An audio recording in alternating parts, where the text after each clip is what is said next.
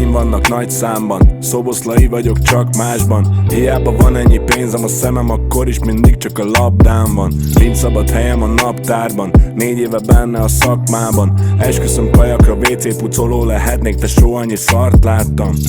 Megtanultam elfogadni, ha valaki nem szeret, hisz a legtöbb esetben még saját magukat sem szeretik az emberek. Én is csak azt csinálom, amiben jó vagyok, tovább dobálom pénzért a fekteket. Ez neked, ja. Régen befoglaltam a helyemet, ti nem vagytok itt, mások csak vendégek. Csendekkel legyetek, az a bajotok, de kapnátok lapot, ha vennétek. Bekapcsolom én a telómat, és már is 350 000 néznek. De engem tényleg, ja. Szóval nem tettem eddig, azt hittem nem kell, de elfelejtik. Azt, hogyha én annól nem kezdem el a rap zenében, de pizni nem lenne trending. Jókat derülök, fellépek bárhol, de sokba kerülök. Szárnyalok, vágod, nem próba repülök. Nem leszel magasabb, hogyha leülök. Mindig is magacs egy srác voltam, minden éjjel erről álmodtam. Ma meg azokkal fitelek, akikre nem rég még az OSG-n csápoltam. Idő kellett az eredményhez, azt hiszik könnyű, de nem szép ez. Rengeteg fájdalommal járt ez a szar, de csak lett belőle egy Mercedes.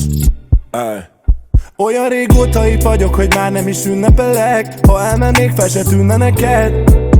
Maradok én a bűnbak, amúgy is eleget büntetetek. Yeah.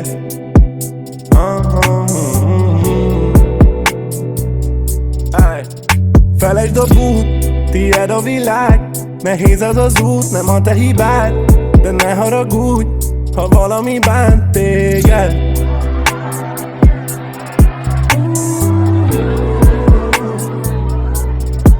Tudom, a lelkem az eltaszik. Mindig így lesz nekem, csak egy ember kell, aki mindig itt lesz. De hogyha egyszer ez elszakítana minket, szólj rám.